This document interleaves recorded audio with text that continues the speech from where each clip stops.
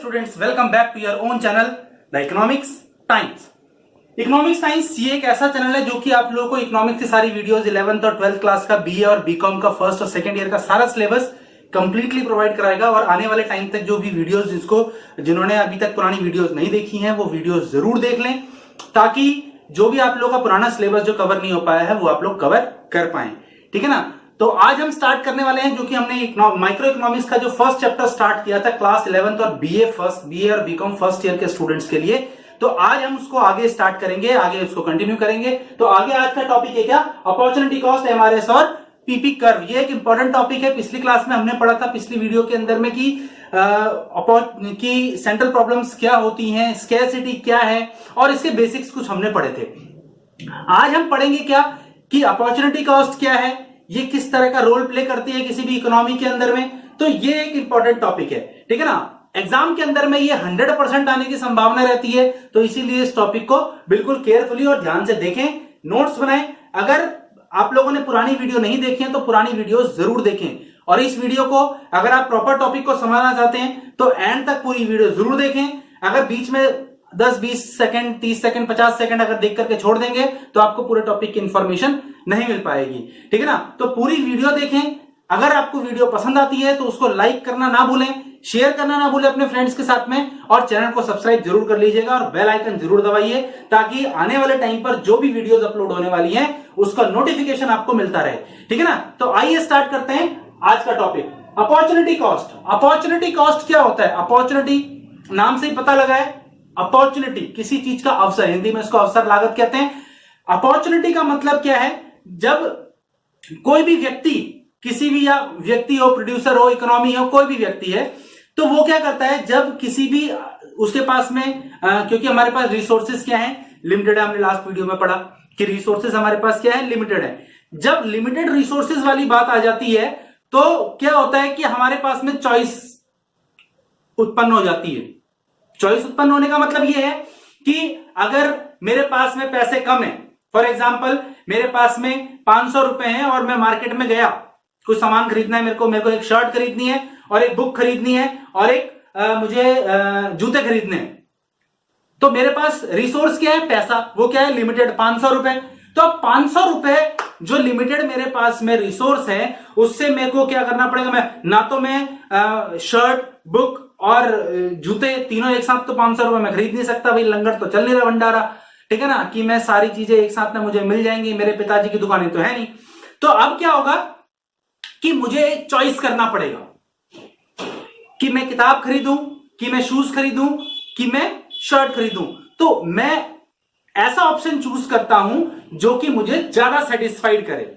मैं ऐसा option choose करता हूं जिससे मुझे ज्यादा बेनिफिट हो, मतलब जो कि मेरी डिमांड को प्रॉपरली सेटिस्फाई कर पाए। एक आध चीज को मैं छोड़ भी सकता हूं। तो अपॉर्चुनिटी का मतलब यही होता है कि जब हम किसी भी एक चीज का सेक्रीफाइस करते हैं दूसरी चीज को ऑप्ट करने के लिए, दूसरी चीज को गेन करने के लिए, वही अपॉर्चुनिटी कॉस्ट कहलाती है। इसकी डेफिनेशन होती है क्या?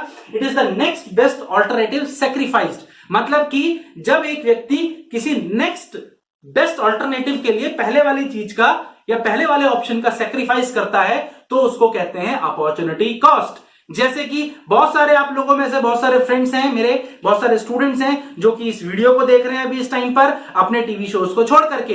तो मतलब अपने टीवी शोज को छोड़ करके आप ये वीडियो देख रहे हैं, तो ये अपॉर्चुनिटी कॉस्ट है आप लोगों के लिए। क्लियर हो गया। इसके बाद में आते हैं क्या, दूसरा टॉपिक आता है हमारा एमआरएस, या इसको हम एमआरटी भी बोलते हैं, और कई जगह पर ये इस तरह से भी लिखा रहता है जिसको हम मार्जिनल अपॉर्चुनिटी कॉस्ट कहते हैं, एमओसी भी कहा जाता है। ठीक है ना।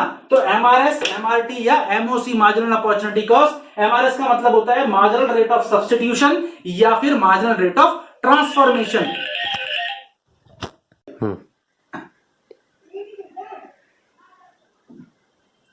तो मार्जिनल रेट ऑफ ट्रांसफॉर्मेशन, इसका मतलब क्या होता है कि जिस रेट पर एक कमोडिटी का सेक्रीफाइस किया जाता है दूसरी कमोडिटी को ऑप्ट करने के लिए, उस रेट को मार्जिनल रेट ऑफ ट्रांसफॉर्मेशन कहते हैं। फॉर एग्जाम्पल क्या? जैसे कि एक कमोडिटी है यहां पर गुड एक्स और यहां पर है गुड वाई।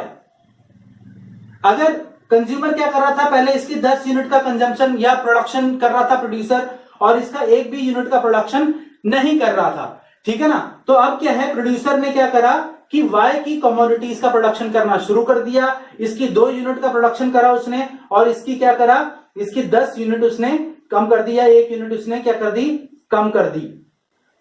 मतलब कि इसका जो है 10% सेक्रीफाइस किया गुड एक्स का उसने, और गुड वाई का उसने 20% का क्या किया, गेन किया। तो ये क्या है, मार्जिनल रेट ऑफ ट्रांसफॉर्मेशन। इसका फॉर्मूला एक होता है क्या, MRT is equal to loss upon में गेन, मतलब कि कितना सेक्रीफाइस किया गया अपॉन में कितना गेन किया गया, ठीक है ना। इसी से डिसाइड भी होता है हमारा जो प्रोडक्शन पॉसिबिलिटी कर्व है, इसका जो स्लोप है वो इसी तरह से डिसाइड होता है, ठीक है ना। इसको delta X upon delta Y कहते हैं। ये गुड एक्स का लॉस किया, गुड वाई का गेन किया। क्लियर हो गया। तो ये है MRT। क्लियर। इसके बाद में आते हैं क्या, प्रोडक्शन पॉसिबिलिटी कर्व पर, जो कि हमारा अल्टीमेट टॉपिक है। प्रोडक्शन पॉसिबिलिटी कर्व क्या होता है, प्रोडक्शन की पॉसिबिलिटी को शो करता है। ये नाम से ही पता लग रहा है, उत्पादन संभावना वक्र कहते हैं इसको हिंदी में, जो कि प्रोडक्शन की पॉसिबिलिटीज को शो करता है। एक प्रोड्यूसर के पास में जो गिवन टेक्नोलॉजी है, जो अवेलेबल रिसोर्सेज हैं, उन रिसोर्सेज और जो टेक्नोलॉजी उसके पास में अवेलेबल है, उन टेक्नोलॉजी और रिसोर्सेज का यूज करके प्रोड्यूसर किस तरह से प्रोडक्शन को कर सकता है। इसके अंदर में 2 चीजें बेसिक मेन जो आती हैं वो क्या है, अवेलेबल रिसोर्सेज होने जरूरी हैं और टेक्नोलॉजी और रिसोर्सेज, ये 2 चीजों को ध्यान में रखना जरूरी है कि हमारे पास रिसोर्सेज कितने अवेलेबल हैं और हम किस टेक्नोलॉजी का यूज कर रहे हैं। हमने लास्ट वीडियो में पढ़ा था लेबर इंटेंसिव टेक्निक और कैपिटल इंटेंसिव टेक्निक। ये 2 तरह की टेक्निक होती हैं जिससे कि हम प्रोडक्शन करते हैं, ठीक है ना। तो इससे क्या है, पीपी कर्व क्या शो करता है, PP curve shows all the possible combination of 2 goods which a producer can produce या which a economy can produce within given resources and technology during a fiscal year। एक वित्तीय वर्ष के दौरान या एक फाइनेंशियल ईयर में, इकोनॉमिक्स में फिस्कल ईयर कहते हैं, अकाउंट्स में फाइनेंशियल ईयर कहते हैं, और बिजनेस में अगर जाएंगे तो बिजनेस ईयर कहते हैं, ठीक है ना। तो ये अलग अलग नाम है इसके, वित्तीय वर्ष कहते हैं हिंदी के अंदर में। तो एक फाइनेंशियल ईयर के अंदर में, एक फिस्कल ईयर के अंदर में एक इकोनॉमी अपने अवेलेबल रिसोर्सेज से और गिवन टेक्नोलॉजी से कितना प्रोडक्शन कर सकती है, ये शो करता है ये। और ये भी शो करता है कि 2 कमोडिटीज के कॉम्बिनेशन को एक प्रोड्यूसर किस तरह से जो है प्रोड्यूस करता है, ठीक है ना, जिससे कि उसको बेनिफिट मिल पाए ज्यादा से ज्यादा, जिससे कि वो अपने रिसोर्सेज का ज्यादा से ज्यादा यूज कर पाए, अपनी टेक्नोलॉजी को प्रॉपर तरीके से वो क्या कर पाए, अवेल कर पाए, ठीक है ना। तो ये क्या है, प्रोडक्शन पॉसिबिलिटी कर्व। ये डाउनवर्ड स्लोपिंग टू राइट होता है, ये इसका फीचर भी है कि ये क्या होता है, डाउनवर्ड स्लोपिंग होता है, डाउनवर्ड स्लोपिंग टू राइट होता है, ठीक है ना। इससे वीडियो इसके अंदर में आप ग्राफ के अंदर में देख सकते हैं परफेक्टली कि ये गुड एक्स है और ये गुड वाई है। जब एक प्रोड्यूसर गुड एक्स की प्रोडक्शन का क्या करता है, सेक्रीफाइस करता है, और गुड वाई के प्रोडक्शन का वो गेन करता है, ठीक है ना, ये पीपी कर्व उसी चीज को शो करता है। इसीलिए ये क्या होता है, एक चीज सेक्रीफाइस होती है, एक चीज गेन होती है। कोई भी कर्व, सिर्फ ये पीपी कर्व ही नहीं, चाहे कोई भी कर्व, चाहे वो डिमांड कर्व हो जो कि आगे हम पढ़ेंगे, चाहे वो पीपी कर्व हो, चाहे वो कॉस्ट का कोई भी कर्व हो, जब 2 चीजें, चाहे वो प्राइस हो या डिमांड हो, प्राइस हो, सप्लाई हो, गुड एक्स हो, गुड वाई हो, कोई भी 2 चीजें जब आपस में नेगेटिवली एक दूसरे के साथ में रिलेट करती है। नेगेटिवली रिलेट करने का मतलब क्या हुआ कि जब एक चीज बढ़ रही है और एक कम हो रही है। गुड एक्स का प्रोडक्शन कम हो रहा है, गुड वाई का प्रोडक्शन बढ़ रहा है, तो ये क्या कहते हैं, इसको इनवर्सली रिलेटेड या नेगेटिवली रिलेटेड, ठीक है ना। जब कोई भी 2 चीजें जब आपस में नेगेटिवली या इनवर्सली रिलेटेड होती हैं, तो वहां पर क्या होता है, वो कर्व डाउनवर्ड स्लोपिंग ही बनेगा हमेशा। सिर्फ पीपी कर्व की बात नहीं है, कोई भी कर्व, ठीक है ना। तो ये डाउनवर्ड स्लोपिंग इसीलिए है क्योंकि यहां पे गुड एक्स और गुड वाई दोनों एक दूसरे से इनवर्सली रिलेटेड हैं, ठीक है ना। तभी एमआरटी बना, मार्जिनल रेट ऑफ ट्रांसफॉर्मेशन, ठीक है। अच्छा, ये डाउनवर्ड स्लोपिंग टू राइट होता है और ये कनकेव होता है ओरिजिन की तरफ। क्या होता है, ये कर्व इसको बोलते हैं कनकेव। अगर ये इस तरह से बना रहता, इस तरह से बना रहता तो ये कॉन्वेक्स होता, लेकिन फिलहाल ये क्या है, कनकेव है। कोई भी कर्व जो है वो कनकेव कब होता है या कॉन्वेक्स कब होता है, या कभी कभी कोई कर्व जो है वो स्ट्रेट लाइन भी बनता है। वो कैसे बनता है, ये क्या अपने आप कहीं पे भी लाइन खींच दो, कोई भी कर्व कैसे बना दो, पेन चल गया जी, हो गया कर्व बन गया, नहीं, ऐसा नहीं होता। ये पीपी कर्व जो है ये कनकेव इसीलिए है क्योंकि जब भी एमआरटी इंक्रीजिंग होगा, एमआरटी इंक्रीजिंग होगा मतलब कि जो वो जब भी वो नेक्स्ट जो बेस्ट ऑल्टरनेटिव है उसका, उससे उसको ज्यादा बेनिफिट मिल रहा हो। आज मैं किसी भी चीज का सेक्रीफाइस तभी करूंगा ना जब दूसरी चीज मुझे बेनिफिट ज्यादा दे रही होगी। आज भाई मैं ऐसी चीज क्यों ऑप्ट करूंगा, ऐसी चीज क्यों मैं सेक्रीफाइस करूंगा जिससे कि मुझे ज्यादा बेनिफिट मिल रहा था, अब कम मिल रहा है। भाई शाही पनीर छोड़ करके दाल तड़का कौन खाएगा, है ना। तो क्या है कि और दाल तड़का छोड़ करके शाही पनीर खाया जा सकता है क्योंकि उसमें उसको ज्यादा बेनिफिट है। तो हमेशा जो है पीपी कर्व के अंदर में क्या होता है ज्यादातर कि जो एक कमोडिटी का जब सेक्रीफाइस किया जाता है तो दूसरी कमोडिटी से प्रोड्यूसर को या इकोनॉमी को ज्यादा बेनिफिट होता है, इसीलिए उसका सेक्रीफाइस किया जाता है। तो ये यहां पर क्या है, जो ये कनकेव होने का रीजन क्या है इसका, क्योंकि एमआरटी जो है, मार्जिनल रेट ऑफ ट्रांसफॉर्मेशन जो है वो क्या है, इंक्रीजिंग है। ठीक है ना। क्लियर हो गया इतना टॉपिक आप लोगों को? आई होप कि क्लियर हुआ होगा। ठीक है, तो आइए चलते हैं आगे। तो हम पढ़ेंगे क्या, पीपी कर्व क्या होता है। देखिए मोस्ट इंपॉर्टेंट टॉपिक है, अपनी कॉपियां खोल लो, ध्यान से समझ लेना इस टॉपिक को, डायग्राम प्रॉपरली बना लेना, प्रॉपर लेबल कर लेना उसको, ताकि अच्छे से आप लोगों को समझ में आ जाए।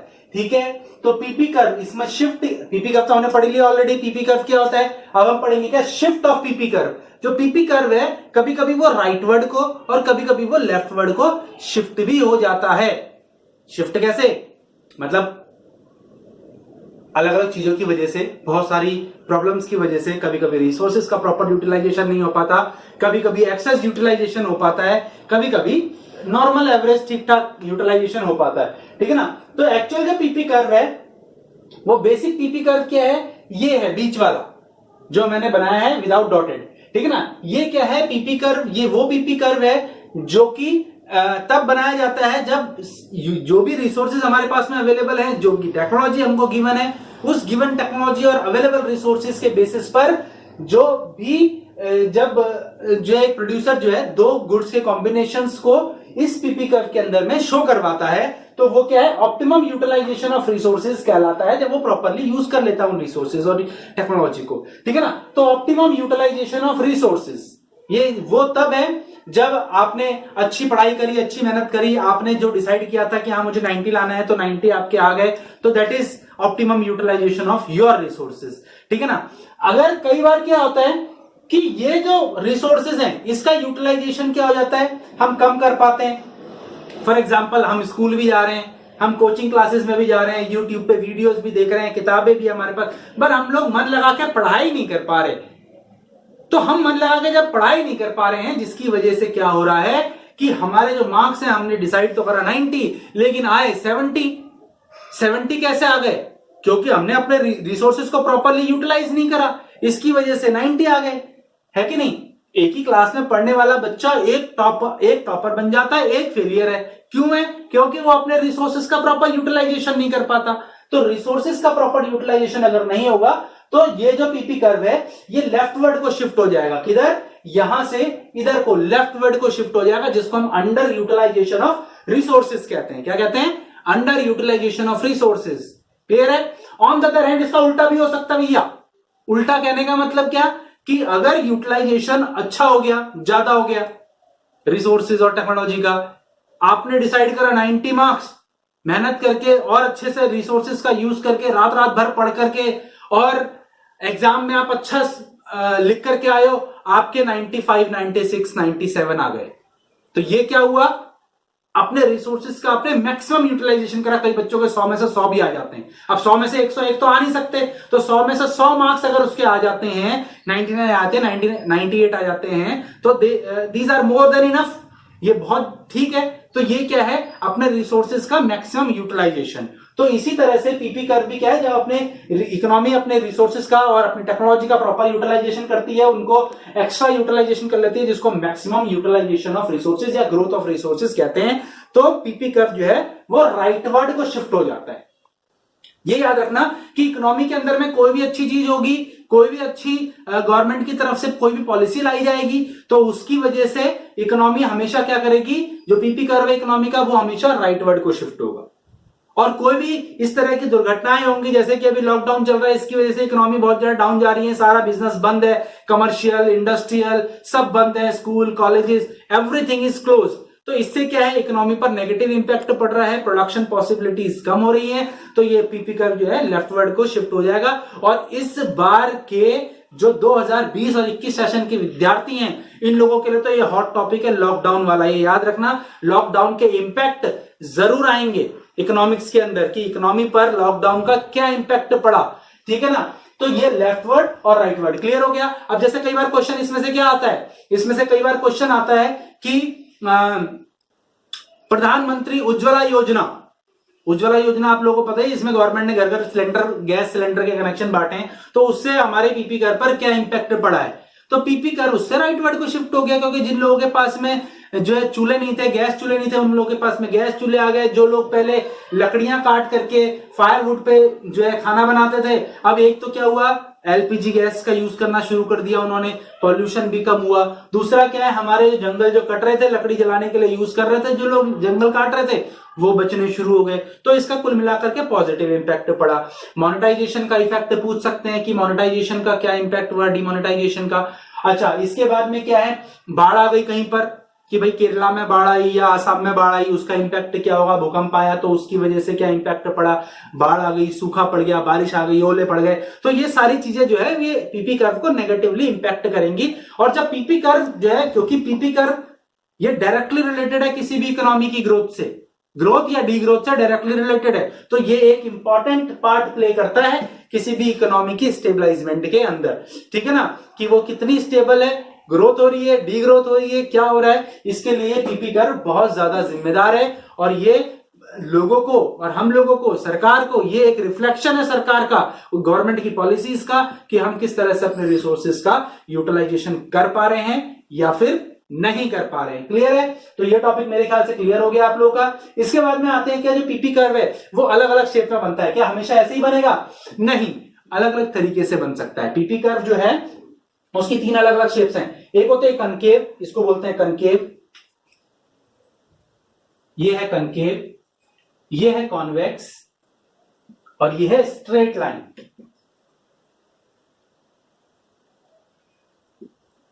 ये है स्ट्रेट लाइन। तो ये 3 तरह के जो है कर्व बनते हैं पीपी कर्व। अभी मैंने आप लोगों को बताया कि जब कनकेव बनता है पीपी कर्व, ये किसकी वजह से बनता है?